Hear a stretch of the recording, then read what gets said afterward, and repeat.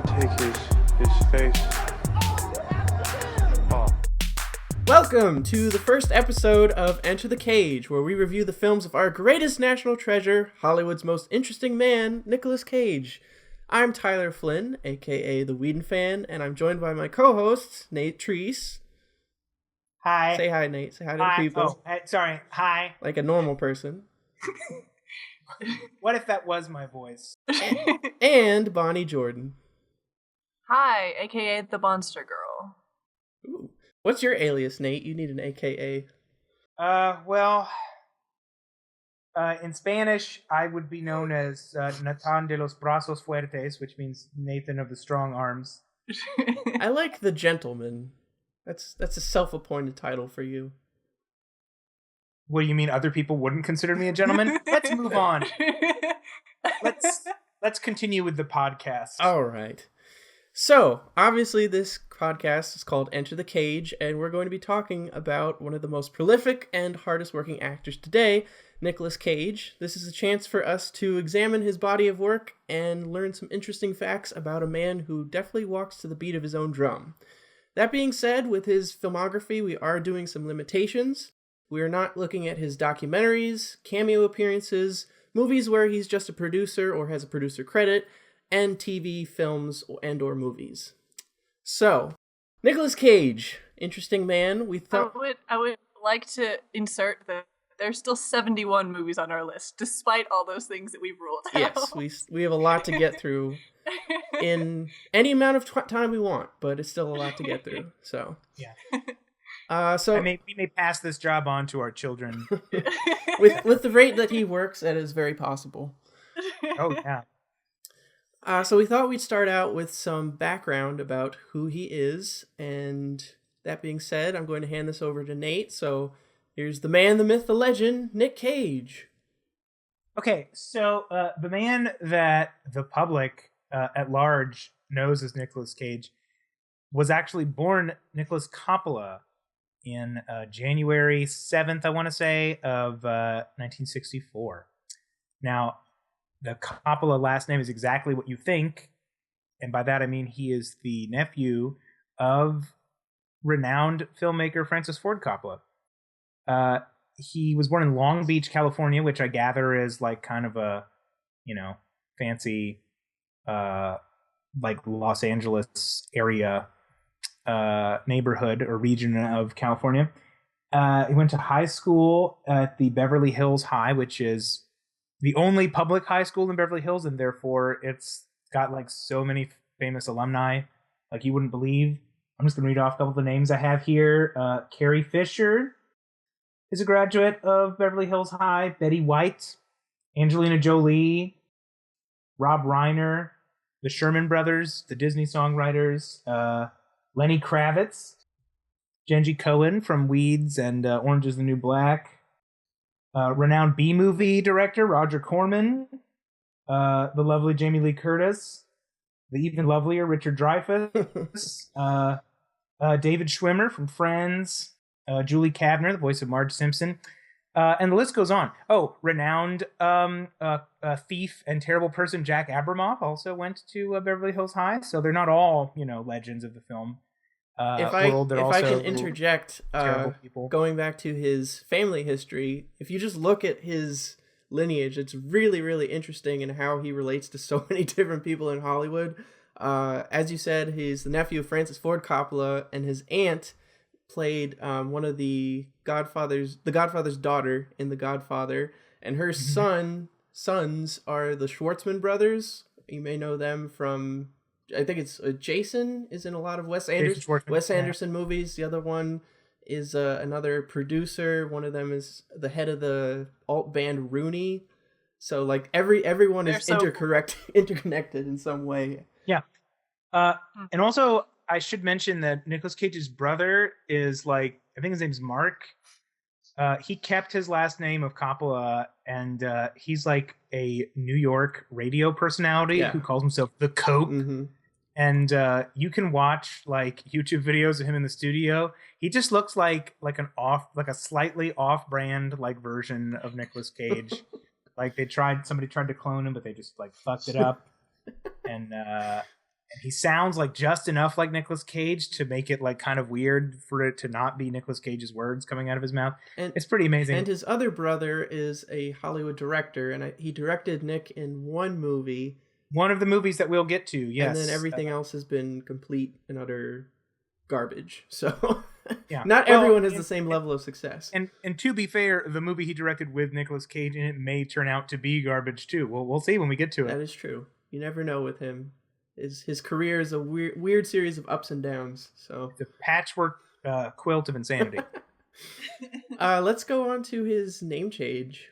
Yeah, this is interesting. A lot of people probably know that he was the nephew of Francis Ford Coppola. He changed the name actually when he started getting into acting because he didn't want to be accused of nepotism. And he did actually end up in some Francis Ford Coppola produced and directed movies too. So that might actually have been like a legit thing to be worried about.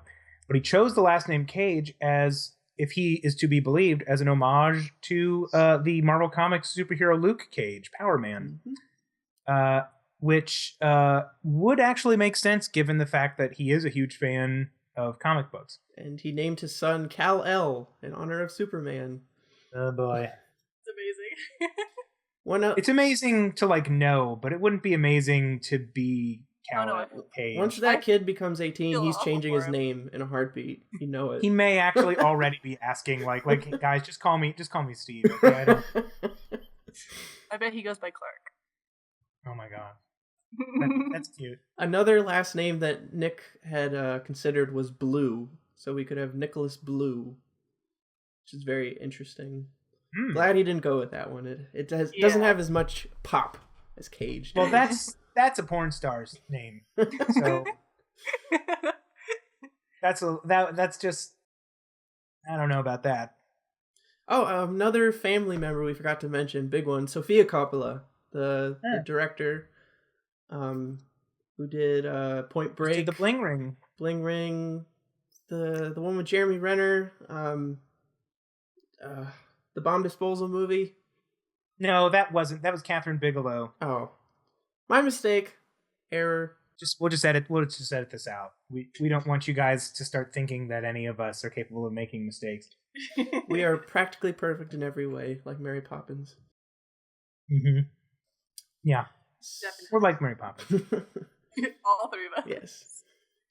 So Nic Cage got his start in acting. He was cast in the Best of Times TV pilot, which was a pilot for a show that was unfortunately not picked up, but you can still find it on YouTube, and I'd highly recommend you check it out because it is amazing and a time capsule of the 80s, and there is a routine of ambient noise music that they do in this drugstore that is insanity and will haunt your nightmares forever. So definitely look into that. Unfortunately, we're not reviewing it because it doesn't qualify under our rules, but it's still worth seeing young Nicolas Cage, who's actually ripped and looks pretty good.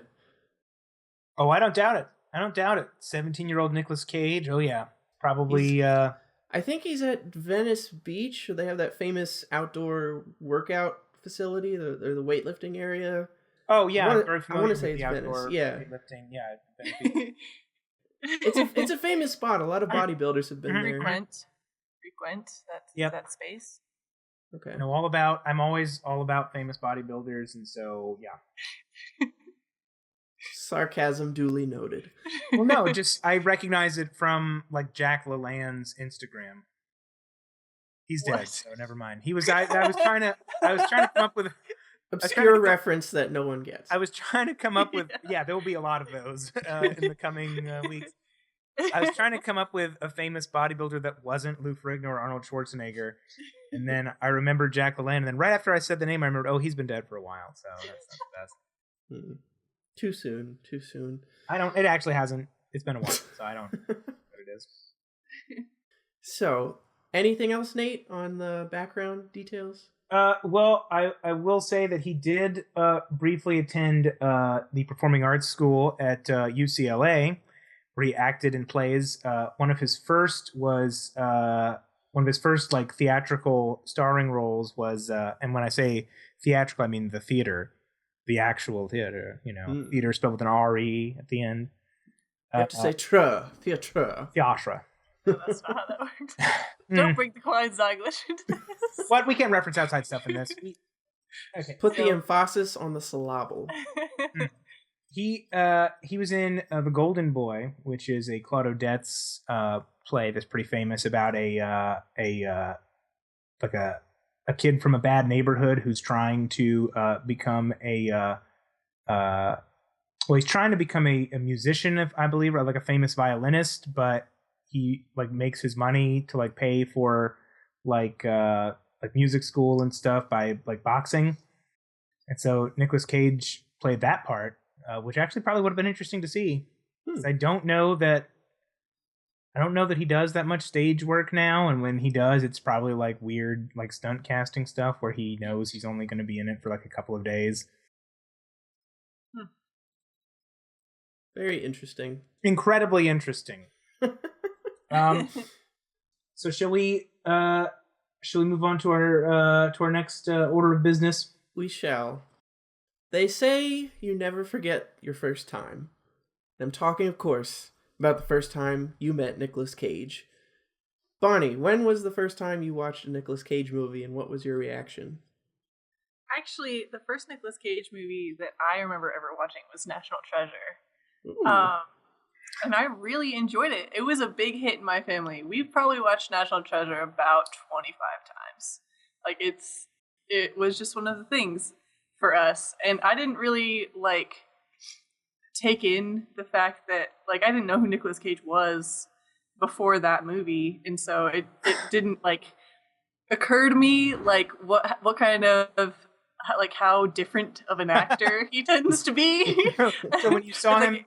When you saw him playing Benjamin Franklin Gates, fantastic performance, by the way, you weren't like, I bet that guy's crazy in real life. Not at all.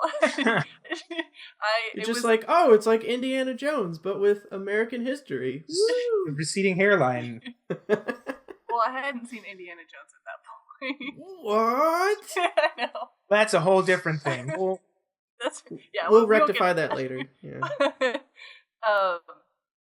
Yeah. So it didn't really occur to me that this guy was like crazy or that he'd been in so many movies or anything like that.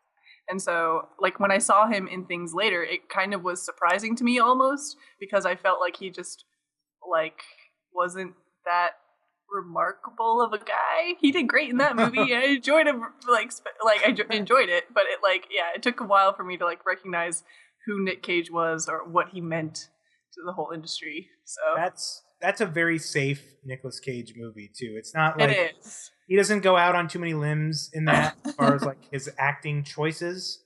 It's a nice way to It's a good intro. It was a good intro to Nic Cage. Nate, when did you pop your Nic Cage cherry? Grass. I like how I phrased that. Yeah. Well, now I'm going to tell you how young I was, and it's going to make you feel weird. I was 6 years old when my Nic Cage cherry was popped. Now I feel bad. Yeah, justifiably so.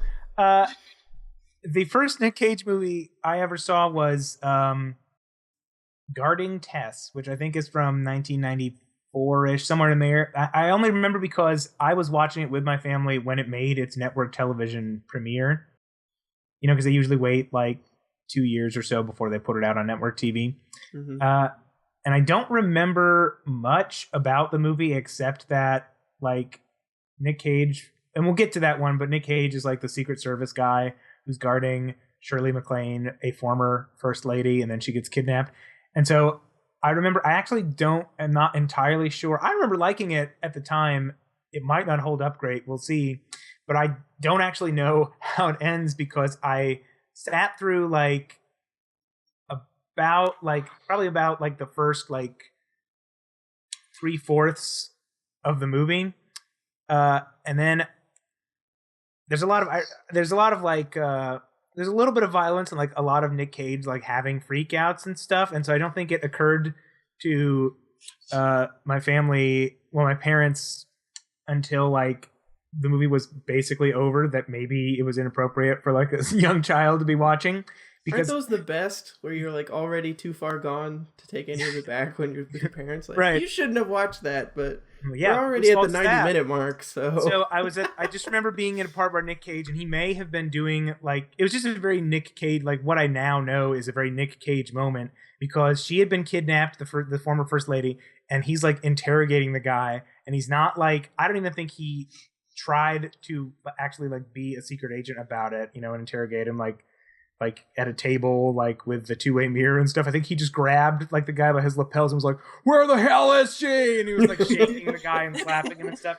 And at that point, my dad was like, "You have to go. You can't watch this anymore." So I'm excited to revisit Guarding Tess. And your childhood. It did leave like a very memorable impression on me. For a while after that, I would like have sunglasses on and I'd have like a finger in my ear and I'd just be like following my mom around the kitchen and stuff. And I would just like I didn't understand that like there was a communicator like in the wrist. So I was just like talking into my hand like she's opening the fridge and getting out some. And whenever his brother took his Game Boy, he'd grab him by his lapels and be like, "Where did you put it? Where the hell is it?" So my first interaction with Nicolas Cage was on Channel 9, our local one of our local channels. They were playing Amos and Andrew, which is, I think it's from the 90s, mid-90s movies that he did with Samuel L. Jackson. Mm-hmm. It's kind of like a dark comedy, racial dark comedy. And I remember liking it. I didn't really know who he was then. But then like my first real introduction to him was when I saw Ghost Rider.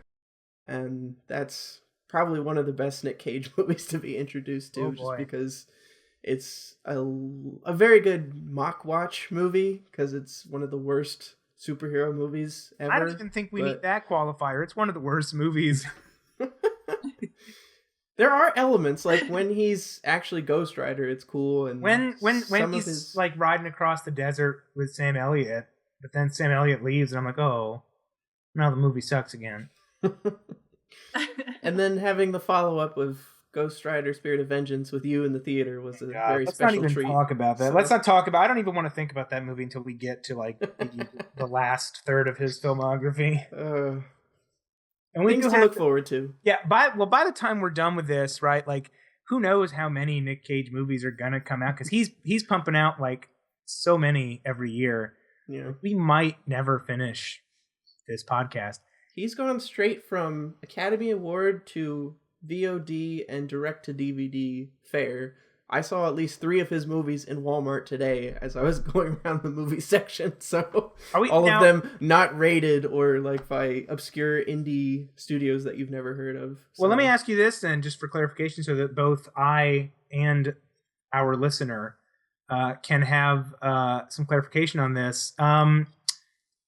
Are we going to does the movie have to have been released in the theater in order for it to count as like one of the movies, or are we going to include all of the like direct to DVD stuff too? No, any film. Oh, thank goodness. So that's another like 20 or 30 that we can look forward to. Thank goodness. Never going to end. Woohoo! Well, and then like if we actually end up finishing, we're gonna like reunite every time a new Nic Cage movie comes out and like record an episode, right? Oh, of course. Excellent. It's something like that always 7 or 8 have... times a year. Yeah, oh yeah. It'll be nice. Getting the band back together. Okay, I think we can move on. Mm-hmm. So, as we mentioned, we're going through his filmography, and the very first movie that he's officially in is Fast Times at Ridgemont High. Universal Pictures presents everything you always wanted to do in high school with everyone you always wanted to do it with. Hey, bud, let's party. They're the students of Ridgemont High. Starting with this one is like playing a really terrible game of Where's Waldo, because he's barely in this movie. I think I counted 3 times where I saw him in a background scene. Yeah. Once when he's like in front of the school when he tapes the letter to the back of that guy's jacket, once in the burger joint, and then once at the football game. And that was it. And he doesn't have a single speaking line, so... Yeah, but to his credit, he does a really good job of like reacting to events around him at that scene in the burger joint. Like yes, it's really by staring blankly into the camera. You can tell like this kid has potential because he like is dedicated. like, this kid has seen some people do some things, not necessarily interesting things, but his reaction is like appropriate. It reflects that, so it's pretty great. Mm-hmm. You can see the seeds of greatness. Apparently, I was watching the behind-the-scenes features, and they did want Nic Cage as the leading role in Judge Reinhold's part, but he was 17, so he couldn't work as many hours as the other actors because of screen actor laws stuff. Yeah, and he was like improvising a lot and giving some really weird and dark performance art stuff. So what? They went with... How strange, given what we know about him. So out of character. But can you imagine? And he apparently had a larger role as Brad's friend, but they cut a lot of that out too. So trying to imagine Nic Cage like playing Judge Reinhold's part in this movie. Well, let's talk about that at the end. But that actually sounds amazing now that I think about it. This movie reminds me a lot of Dazed and Confused. It's like not a day, but like a couple, like a microcosm of life of the high schooler. I like so many, like a big ensemble cast and a period piece. It's really fun. Yeah. I enjoyed it a lot. I like this better than Dazed and Confused, actually. Are we allowed to talk about like the behind the scenes on the movie? Oh yeah, we can talk about anything. Well, I was gonna there are no rules. Well, okay. Well, besides the ones that I mentioned before. But besides that, there are no rules. All right. Well, I just, I think one of the reasons why this movie feels like really natural in so many like parts instead of like kind of forced and like that's not how the kids talk and that kind of thing. Like, well, obviously you can tell that it's dated because they're all using like 80s lingo and stuff. And they allow smoking in movie theaters. Yeah, they do. and like in one scene, like the teacher like grabs a cigarette out of like the teen, and he's mad about it, but he's not like, he just like breaks it to smell it to see if there's marijuana in it, and then he just like puts it down. He's like, don't smoke it here. Don't do that, you. He's not. And he shows up at a student's house, and that no one raises an eyebrow about that. Let's get to that later. But I just think, I think part of the reason why like it seems kind of like authentic is because of like the story behind it getting made, because Cameron Crowe, the writer, like it's based on a book, because he wrote the screenplay for it, and then that's based on a book that he wrote that's based on his experiences going undercover for a year at a high school. Yes, he was 22 at the time, formerly worked for Rolling Stone. If you've seen Almost Famous, that's like basically a semi-autobiography of his early life as a writer. So after working for them, he decided to go off and write this book. It's like an expose. It's apparently the book isn't that great, but it translated really well to the screen. So yeah, and I think probably what made the book so popular was that maybe people didn't realize like what teens were getting up to, and so I think like it probably just had like some scandalous aspects to it. But one word, abortion. That's what teens are getting up to. Ooh, well, I mean, probably. I mean, good. We'll get to that, right? Yeah, Mm-hmm. And director Amy Heckerling also did Clueless, which is one of the greatest comedies of all time. Yeah. So she has, I really like her directing style. I feel like she gives everyone some good amount of screen time, besides Nic Cage, and really fleshes out the characters well. So yeah. And speaking of the characters, we've got like a nice cross section of the different types of people in high school. But I think what's nice about it is that like there's not really like all the characters are on like different like spectrums of popularity and stuff, but none of them are like the quote unquote nerd. They all have like friends who are like older than them, and they all like kind of like hang out. Everyone's more or less friendly with each other, Yeah. And I mean, who knows? They might have beaten like the shit out of like nerds, like just off screen, But it's just. I think Rat probably took a few beatings. Yeah, I mean, his nickname was Rat. Yeah, and like he played it off like he was like cool as a cucumber about it. But I'm sure at some point he just decided to own it. Like I look a little bit like a rat. Like rat's kind of in my last name, so people are gonna start calling me Rat. I better just own it and like act like no, I wanted to be called that. It's cool. Fun fact about him, the character is based on an actual person. I forget what his name is, but Cameron Crowe knew him from his high school experience, and that actual guy went on to create the self-help, the how-to books, the famous how-to books that are worth millions of dollars, so he became a millionaire later in life. So... But did he ever get to have sex with Jennifer Jason Leigh? I don't know! Important questions! Well, so should we do like a little bit of like a synoptical framework for like what exactly the movie's about? Sure. Because it's kind of like it's like a loosely connected series of vignettes. Is vignettes the right word? Yeah, I was gonna say vignettes. Yeah. It's kind of like a combination of... It's a year in the life, basically. Because it starts out in... Yeah. I think it's summer to summer. Yeah, I think it is. Yeah. So... Because it starts out like a school's about to start again. You've got sort of like different... Well, we've got two pairs of girls and guys who go to this high school. And one of the pairs... are of these girls who work at like the pizza place, the equivalent of the Sbarro, but not Sbarro, you know? Right. And like the older one is Linda, played by the incomparable Phoebe Cates. Phoebe Cates. Oh my God. I know. Oh boy.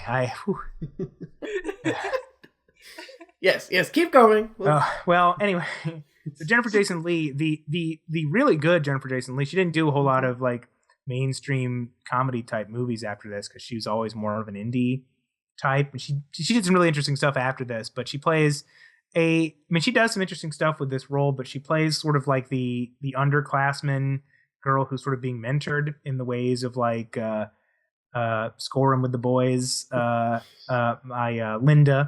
which Phoebe is Cates funny because Phoebe Cates' character Linda portrays herself as like super experienced and knowledgeable, but you can tell that she's not. She's just putting on a facade. Yeah, it's endearing. Well, it's endearing at the same time. It's kind of like a really good like character depth where it's like they're clearly like both unsatisfied with like to be a little indelicate about it. They're pretty unsatisfied with how quickly it takes their partners to consummate themselves, and so they kind of like exaggerate how long they take in order to like impress the other one, you know? It's like a big sister relationship kind of. Yeah, and it's and you know, and Linda, and they do genuinely like each other too, which I think is kind of neat because like your standard like teen comedy is like all about like the underclassmen like being below, like really below and inferior to like the upperclassmen and them not having much to do with each other. Yep. So I kind of liked that they showed it as being sort of like a big sister little sister relationship. Yep. Then the other side of that is the relationship between Rat. I don't even remember his name's Mark Ratner or Ratzinger or something. Well, no, that's the former Pope. I just call him Rat. I forget what his full name is. And he works at the movie theater in the mall, which is right across from the pizza place. So you can see the girls working there on a regular basis. His friend, his mentor, because he's an underclassman, his mentor is this guy. Damone. This guy named Damone. And like most of the characters of like the actors in this movie are like close enough to being 18 or like high school age that they look like they could more or less be high school students. But the guy who plays Damone is like unless they had gone out of their way to establish him as a high school student, I would have been like, oh, he's just hanging out with like a 30-year-old guy who's just like a mom. I disagree. I thought he looked his age mostly. Which one are you talking about? This is the scalper kid, the skeevy one. Yeah, no, he was the only hot guy in the whole film. Oh, that's interesting. He was my favorite character until that twist later on. But wow, yes. If anyone is too old, I think Judge Reinhold just looks like he's always 30. He's perpetually in his 30s. Agreed. Well, that's Chitti early on. Well, actually, it starts out being great because you don't get carded for anything, and then it gets a little weird because like people who are close to your age don't want to have anything to do with you. But then it swings back and it's great again because you look like you're way younger than you are. Mm-hmm. Yeah. So like the vignettes or like the stories of these two like mentor-mentee groups. That's like totally different from Judge Reinhold's story arc, because his is basically just that he keeps like losing quitting jobs, quitting shitty jobs. Well, it's kind of nice too, because like you definitely saw it coming when he was talking about how he wanted to like play the field, so he needed to like break up with his girlfriend. Yeah, like, and then she broke up with him. Like, oh, like, what a twist!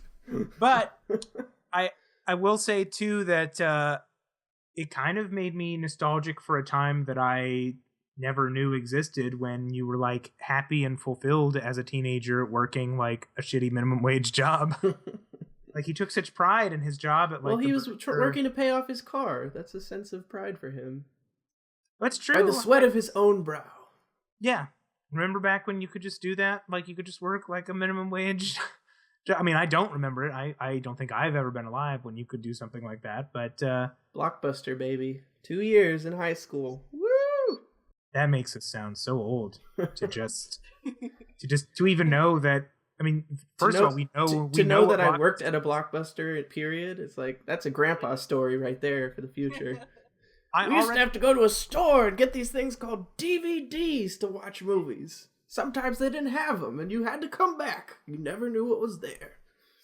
Yeah, it's like when you're on Netflix now, when you try it and you look up something because you want to watch it, and it says, like, sorry, this isn't available on streaming. You could get it on the DVD, and you're like, well, I'm just never going to watch this because it might as well not exist. Pretty much. But yeah, he so at any rate, Brad has like a great network news broadcast news moment where he tells like an admittedly like douchey customer to go fuck himself, basically. And they do have, and I will say that restaurant has like a weird dumb rule where it's like, if it's not like the best breakfast you've ever, it's so like, it's a very arbitrary rule. It's very vaguely phased. It's like phrased so weirdly that like, if you didn't think this was the best breakfast you've ever had, like, you get a guarantee. It's like, who wouldn't take advantage of that to just be like, I mean, it's a good breakfast. It's not even satisfaction guaranteed, because you might like have to admit like, well, you know what? I was satisfied with it. I saw the picture. I knew what I was expecting. You could be like, you know what? I wanted a breakfast buffet, and this was just an egg and an omelet. Yeah, that's just putting. I wanted pancakes. Damn it! That's putting the burden of proof like solely on the restaurant to be like, well, I mean, we do have to give it back to you. Mm-hmm. So like, but then he makes him fill out a form, which is also weird, because it's like, you should probably just give him his money back if he wants his money back. So he freaks out and quits right before he can be fired. And he goes through like a series of jobs that are kind of shitty. Like, he does one where he has to dress up like a pirate and deliver like, I don't know, filet-o-fishes to somewhere. And then like, that pirate hat reminded me of SpongeBob. I don't know if anyone else. It was a very SpongeBob-y environment. It was a very SpongeBob-esque pirate outfit, I would say. But like, I love the scene where he's driving and like he's like silently flirting with the girl. Like, that's what makes him quit the job and like destroy all the food he was supposed to cater when he's driving through traffic. Is just like, a girl thought I looked silly. He's like, well, fuck all of this. I can understand throwing out the hat, but the food. I know. Like, really? No, he definitely tasted the food and was like, "This is shitty." Oh yeah, but then he sees he strikes out with that girl, and then he starts throwing like the boxes that he was supposed to deliver out the window. Yeah. Which is just like, you know, I mean, a little over the top, unnecessary. And I can see you wanted to stick it to your boss, but like, some guys at, I assume, an accounting firm, some Catholic people, I'm assuming it was a Friday, really like were expecting that fish. They really wanted that fish. And the final character we have to discuss is Spicoli, the resident stoner. Yeah, this is quite possibly, with the exception maybe of Milk, this is like one of the only times that Sean Penn has played such a like likable character. Yeah, such an indisputably likable character, you know? Yeah. And he's before really he got full of himself as a person.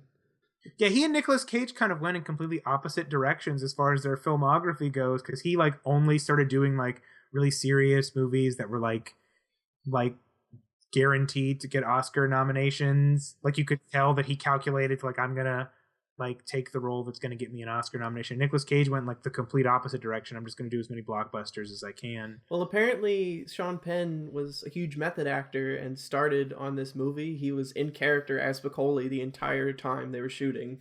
Like even at his house, like his parents would refer to him as Spicoli, and we'd get calls. He'd only take them as Spicoli. Oh, God. Yeah, it was like 3 months of him in character. That's almost as much effort. That's like as much effort as Daniel Day-Lewis put into like the role of Daniel Plainview in There Will Be Blood. But you know what? Just as memorable performance. So it worked out. Spicoli, there's just like a little bit of Spicoli in like all of us who like have ever been troublemakers in like school, you know, but not like mean-spirited troublemakers, you know, like throwing stuff at he's just a casual dude. He just kind of like he orders a pizza. He orders a pizza to his class. He like is totally oblivious to like he actually thinks instead of just being like rhetorically like questioned and yelled at by his teacher, like he actually thinks that he genuinely like is being asked sincere questions that he must answer to the best of his ability. Speaking of which, the name Mr. Hand, it sounds kind of sexual. Was I the only one who thought that? It was just... Yeah. Mm-hmm. Yes. Yeah, you're the only one who thought that. Oh, okay. I just thought it was odd choice of name, but moving on.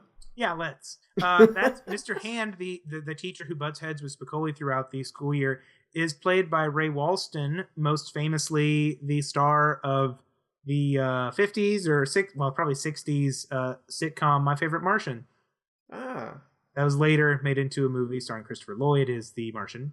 But yeah, that's like it was probably the 60s. So this is like sort of him turning in some good like character performances towards the end of his career. But you know, he's does a really good job of being like a teacher who's, I mean, you have to develop like a really tough skin. You have to have like really tough skin, but you also have to have like this sort of acid wit, like a real like sarcastic like response to things. I feel like he's flustered with everyone, but at the same time he's a hard ass. So it's a really interesting combination. I like it because he's like both frustrated, but he's also like really sarcastic, and he's got like a really like he takes everything in stride in his way. So that's like what goes on with Spicoli throughout the movie. And he like pops into other narratives at different points too. Like there's a memorable subplot where he borrows the car of the football star, the football quarterback, Forrest Whitaker, played by Forrest Whitaker, who apparently always had a lazy eye. Yep, always did. And he wrecks the car while he's joyriding with Forrest Whitaker's character's younger brother, and so then he decides to like deface it with like the rival high school's graffiti tags, and then because of that, Forrest Whitaker's character just like beats the shit out of the opposing football team. Or maybe is he a quarterback or a running back? I think he was a running back. Yeah. And they win by like a landslide, a huge margin. Yeah. And it's great because there's like no negative consequences for Spicoli. He just like that's the thing. We fixed it. Yeah. Yeah. Moving on. Yep. We should. Okay. We another character that I thought would be fun to talk about. Brad's girlfriend, Elisa. That actress, I don't know what her name is, but she also played Tina, who's the first girl that Freddy Krueger killed in Nightmare on Elm Street. So, another fun bit of trivia. Not another teen death. So I guess we could just talk about general observances about the movie now. So if you guys had anything? Well, I did observe that Nic Cage is barely in it. I did also observe that. Yeah, so Mike was definitely my favorite character. Mike Damone. The scalper guy. He was like an asshole, I guess. But they did an interesting, I thought it was interesting though, because they gave him like a good reason to have not shown up. Can I just say what happened? Like Yeah, go ahead. Yeah, okay. so this girl goes to get an abortion, right? And she asks him to pay for half of it and give her a ride. Well, because it was his baby. Because it was his baby. No, she just randomly went up to him. Hey, I'm pregnant. Who are you? Hey, what you doing? He got her pregnant. And so he was like, yeah, okay, I can do that. And then they go into this like tragic montage of him trying to get enough money to help her with the abortion and like coming up dry and like not having enough money. So the day when he's supposed to go like get her, he just like leaves her hanging. And I thought that was interesting that they would include all that instead of just like having him be an asshole. And, I still don't think it excused him though. I felt like he was avoiding the problem. Yeah. Oh yeah, but I mean, think about it. You're in high school. Yeah. Like you're in high school. Like like it's a really overwhelming like situation to be in, and I can totally see someone just having no way to react and completely avoiding the situation. Like I feel like that was like a reasonable like way to portray it. I thought that was well done. Well, while we're talking about the abortion thing, I do have to say, like, it's weird that, because there's the scene after, like, it becomes public knowledge that he, like, stood her up at the clinic, and then Linda starts, like leaving prick all over, like, his stuff. Like, the prick on his stuff. Which is, that was kind of like, all right. She genuinely, like, is friends with this girl, and she, like, feels the pain, and, But the thing that's crazy about this is that, like, after Timon, like, basically, like, starts having his stuff vandalized, the whole school finds out about it, presumably, and, like, Mark, who had earlier tried and not really, like, he and Stacy got along, but, like, he chicked out when they were, like, starting to make out and left, and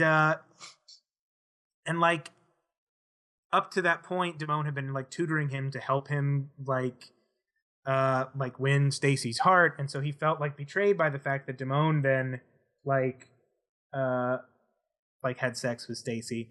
But the thing that's weird to me is that like presumably like I don't know how common knowledge like the fact that there was an abortion was, but it just seems weird to me that like the reason that Rat confronts Timon and like gets mad at him isn't that like you knocked her up and then like left her hanging when she the clinic. He's just like mad because he's like, hey, she was mine to have sex with, not yours. I interpreted it as he was like kind of, I mean, it was that, but also him defending her honor in a way, because he's a very innocent character. But that's the thing, is that he didn't mention any of that, though. The only thing he mentioned was like, I thought we were friends. How could you do that to me? And it's like, technically, he literally did something to her. So I don't know. True. If you've got the right frame of mind. And then they make up like really quickly after that. Yeah, that was a bit too easily resolved. Well, the whole abortion thing was way too easily resolved. Like, she's just, like, suddenly she's just, like, neatly cleaning up in the clinic, and it's like, all right, well, we're leaving now. The fact that you think my brother is there to pick me up.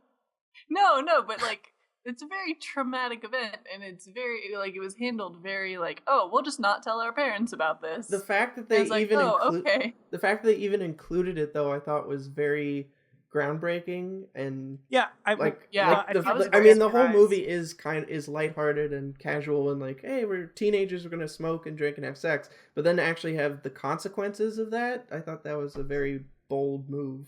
Well, it's definitely based on like I just get the sense that that's like definitely based on something that like Cameron Crowe either heard about or like a story that he had some kind of tangential connection like with, because that just seems like something that like might like wind up happening in a high school, and there is like, while we're talking about things that seemed like a little off to me too, there is that great scene where Phoebe Cates as Linda is like hanging out at the pool with Stacy, Jennifer Jason Leigh, and Judge Reinhold comes home and sees her, and she looks great. Like, there's no way around that. She looks great. That's like a famous, I'm sure that's on Bravo's. That's been paused so many times. Oh, yeah. I'm sure that's on. I knew about that scene before I knew what this movie was. We had on our VHS, on our old VHS player, if you held down the pause button, it would like slowly like frame by frame it. And I literally broke the pause button on our VHS, like on our VCR player by doing that.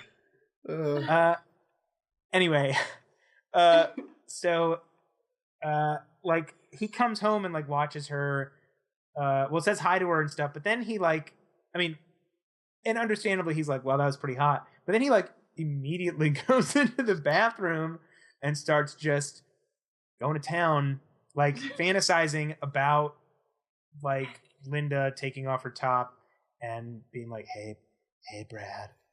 And it's like well, he was feeling depressed because he just lost his job. His girlfriend got dumped him. Like, he's down in the dumps. Yeah. He's trying to make himself feel a little better. It's just with little Brad. Little Brad just comes a to weird a party. Moment. I mean, I guess he wanted to do it while like the mental photograph he took by blinking, like was still in his brain. But he also doesn't lock the door, which is like nuts to me. Another behind the scenes thing that's hilarious. And Amy Heckerling says that on the first day that they were shooting that scene, Judge Reinhold brought a huge dildo to set for that part, so when Phoebe Cates opens the door, he like turns and wiggles it in her face, and she freaked out. Oh my god! That would get a shocked reaction. Yep. I wonder if they used that take. That would have been hilarious. That would have been. And there's a nice moment too. There's kind of like a nice like the mentor. The mentee has become the mentor moment, speaking of Phoebe Cates, during like the prom that represents the end of the school year. Mm-hmm. I mean, I guess it's the prom, right? It's not like a specific dance. I think it's prom. Yeah. Where like the whole movie, Linda has been talking about her fiance who lives in the Midwest somewhere, and like how mature he is and how he lasts for such a long time and how great he is and all that. And then and she's been kind of like, like not, just in like that kind of way that that like older siblings do, where they like don't actually know that much more than their younger siblings, but they pretend like they do. Mm-hmm. Just, kind of like very maternal and a little bit condescending when she's talking to like Stacy about how innocent she is. So her fiance breaks up with her off screen, presumably. And so she's like really bummed out and stuff. She's crying and she's reading all these different drafts of like a letter that she wrote him. And Stacy's just like really compassionate, like, supportive and stuff. And she's just like, you're going to be fine, and like get out there and dance and stuff. Yeah. And it's just kind of a nice bookend. Yeah. Because like they had been like good friends, and like Linda had kind of like stuck with her the whole time. So it was a nice like full circle for them. More natural, I would say, than sort of like the forced, in my opinion, resolution of Rat and Damone's little thing. Mm-hmm. One thing I have to talk about is Stacy when she loses her virginity in the dugout. Like, that is the weirdest place, I feel like, to go have sex for the first time, because if you see, it's like seedy and dirty, and there's like really weird vulgar things written on the walls, like surf Nazis and disco sucks. Yeah. Like, why would you go there willingly and by yourself with a guy that you barely know? Like, it's like the spot where you make out. But in a different movie, that would be a horror situation, like going there with a serial killer. Like, she knows the guy from one time. Kind of the point. Yeah, it's supposed to symbolize the fact that she's trying to grow up too fast. Yeah, it's supposed to symbolize the fact that she thought it was going to be like a magical, wonderful moment, and it's actually like kind of a gross, painful moment. Hmm. Scary and stuff. Yeah, that's the lesson for you guys. Always ask your girl for ID, because they could be underage. Well, I mean, ideally, that's not going to be something you're going to have to worry about. But that was a weird, like, because that's actually like. It just made me uncomfortable, the whole situation. Like that's a pretty... Well, I should mention, like, the soundtrack to this movie is actually really good. It's fantastic. That largely has to do with the fact that Cameron Crowe, as a former, like, music reporter for Rolling Stone, actually got, like, a lot of musicians with whom he had, like, enjoyed, like, close friendships as a result of, like, hanging out with them and stuff, to contribute songs that they had either previously written or new songs to the soundtrack. So there's, like, Go-Go's, there's Don Henley, there's Glenn Frey, there's Eagles music, there's Jackson Browne. That's what made me think of it, was the fact that Jackson Browne's kind of cute song, Somebody's Baby, is playing like over this not very romantic, just like fuck scene. Like, of all the Jackson Browne songs to lose your virginity to, Bonnie, I have to ask, is not wearing a bra in school a thing? Because there's so many scenes of girls walking around without underwear, upper garments. Not in my experience at all. Like the part when it's the one girl walking down the hall with the Lincoln sucks or Kill Lincoln or whatever, the shirt, like you can see her nipples protruding out of the shirt, and there's other scenes like that. And that actually is like one of my pet peeves is when that happens in media, because I'm always just like, literally nobody does that, guys. I just thought, like, when I was watching, when I just noticed, like, there's a lot of free swinging, like breasts in this. At first, I was like, well, maybe this is something that just like, an 80s thing. Maybe it's like a late 70s, because this is actually closer to the 70s than the 80s. Because they filmed it like right on the edge. So I was like, maybe it's like a late 70s, early 80s thing, or maybe it's a California thing. But then after like literally nobody in the entire movie is wearing a bra, I was like, maybe this is just them like being a little pervy. I don't know. It seems that way because I don't know. Like the no bra thing, I feel was more 60s. But I just don't know enough about just fashion to know for sure. But I feel like that's probably not accurate as to like how high school students would walk. Because of course, like the average high school student isn't trying to make like, they're not dressing with the idea of like, ooh, somebody like who's watching me that I'm not aware of in like 30 years is really going to find me attractive walking down the hall. At least I don't think so. Mm-hmm. The movie was originally going to be directed by David Lynch. Oh, that would have been really fucked up. I'm glad he didn't get it, but that would have been an interesting alternative choice. It would have been like weird. There would have been like a soundtrack by Tangerine Dream or something like that. Like some kind of weird. Probably lots of drug sequences, lots of drugs, yeah. So Emmy Heckerling was the best choice. Yeah, it like even when they're talking about serious stuff, the movie still feels, really accessible and and you never get the sense that like things are going to go wrong, Mm-hmm. Like it does have a serious undertone, but on the surface it's lighthearted and fun.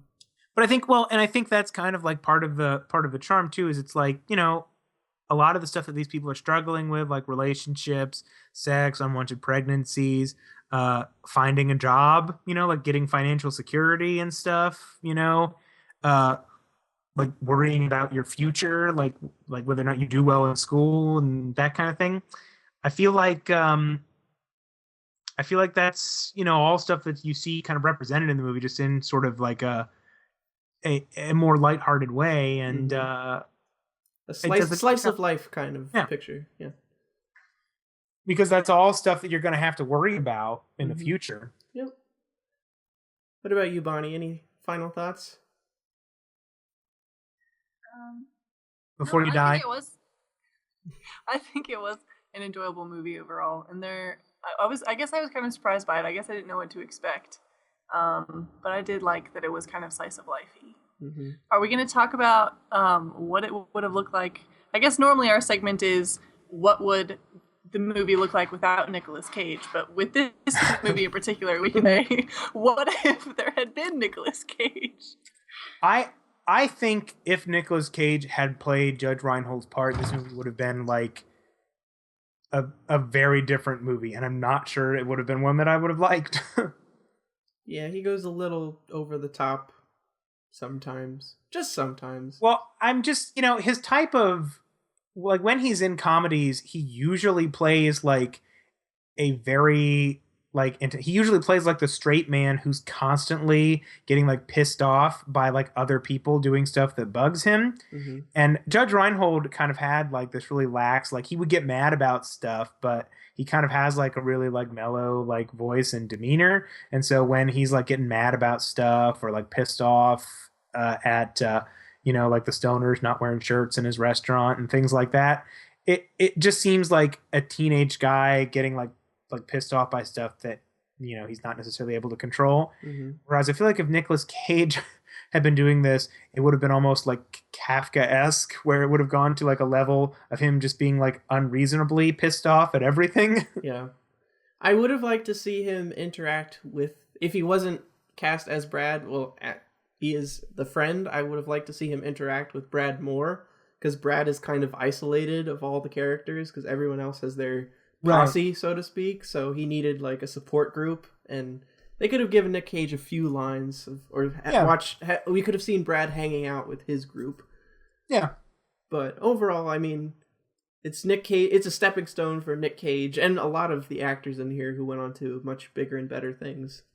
Well, I tell you who I would have liked to see Nicolas Cage play in this movie is the Timon character.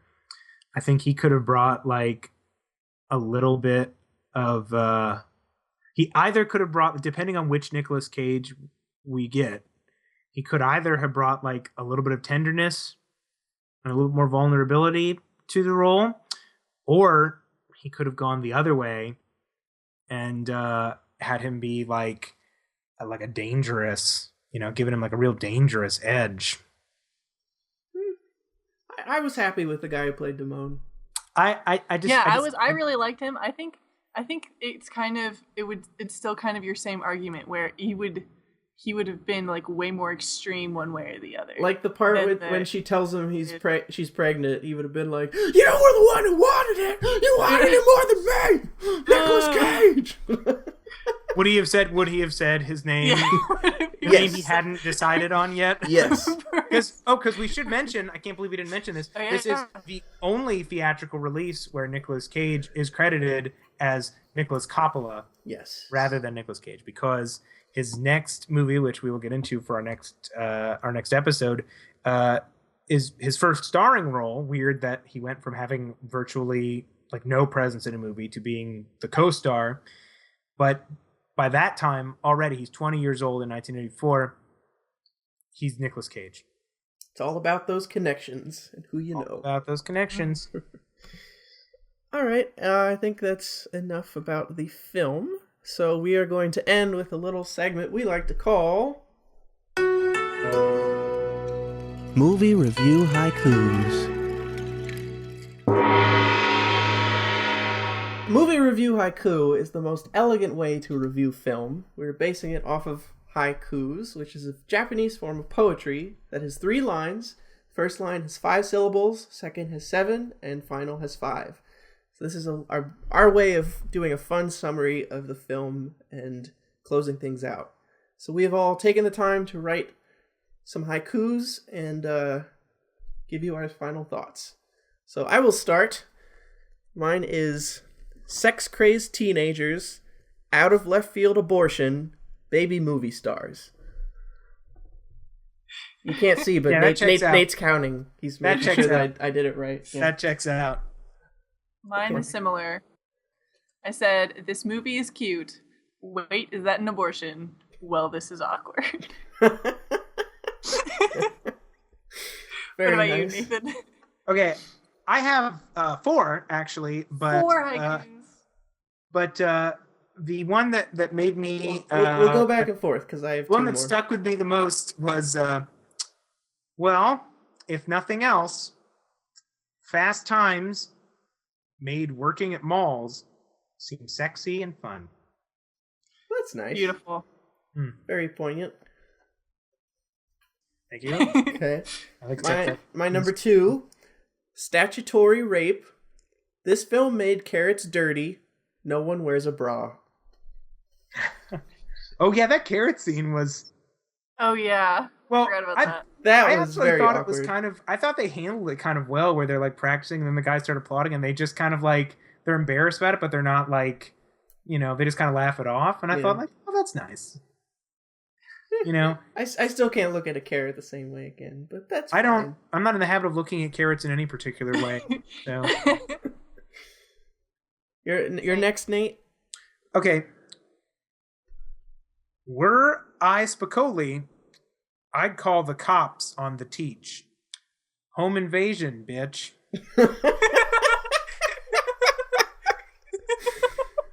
Beautiful. I like it. Thank you. How many do you have left? 2? I have 2 more. Surfer Dude Sean Penn. Bikini Clad Phoebe Cates. I'm in love with both. Nice. Thank you. And I feel like I will do this one, but you guys all hit the same note with the abortion, so it's not going to be anything. It's not going to be anything new. You know how sometimes you call abortion subplots? Well, not this time, man. Nice. Okay. And then my final one. Fantastic soundtrack. Boobs make me rewind and pause. A Nic Cage no-show. Ooh, that's good. I think that might be our best, actually. Hooray! Like Christ, you've saved the best wine for last. As was told in the book of Matthew, I'm gonna guess. So, thank you for listening, everyone. This is the part where we... Yeah, that's pretty optimistic of us. Thank you for listening, all of you. Thank you for listening, all of you. You've done... 2 people in the audience. No, thank you for listening, everyone. If you'd like to follow us on our various social media, I am at The Whedon Fan, WHEDON. I'm also on Facebook at The Whedon Fan and on YouTube at youtube.com/The Whedon Fan and the number 1. Nate and Bonnie, you want to plug anything? My only social media is thebonstergirl.tumblr.com. You can find me. Well, you can't find me anywhere. You process servers, you. But you can find me at Tumblr at thenatezone.tumblr.com. I do have a Twitter that I am not on hardly ever, but that is at Nate Treese, TREESE. Okay, and we have made some official social media for this podcast. You can find us on Twitter at EnterTheCagePod. We're also on Tumblr at enterthecage.tumblr.com. And we'll be posting this first episode on SoundCloud. Just search Enter the Cage. We're hoping to have this on iTunes at some point. Maybe by the time this goes up, it'll be there. But if not, just go to SoundCloud first, and that'll get you your download. If you have any ideas for segments or you want to submit a haiku of your own that we can read here on the show, just leave us a like. If it's good, though. Yeah, we screen everything, so only the best of the best. But leave us a like or a comment on our Facebook or tweet at us. Be sure to... You can send hate. You can send the non-hate to my Tumblr. I get it often enough. I'm really good at responding to it. I have it down to a science now. Yes, if you would like to send a non-hate, please direct it towards Nathan. Mm-hmm. It can even be incitements to kill myself. I won't. He's better than that. I do read all of those, though. Were there any final thoughts, everyone? I'd like to save my final thoughts for when I'm about to die. Final thoughts. What's our next movie? In our next episode, we'll be reviewing 1983's Valley Girls, so be sure to come back and listen to us again for that one. And now to close out with our outro phrase, it's time to put the bunny back in the box, but we'll see you next time on Enter the Cage.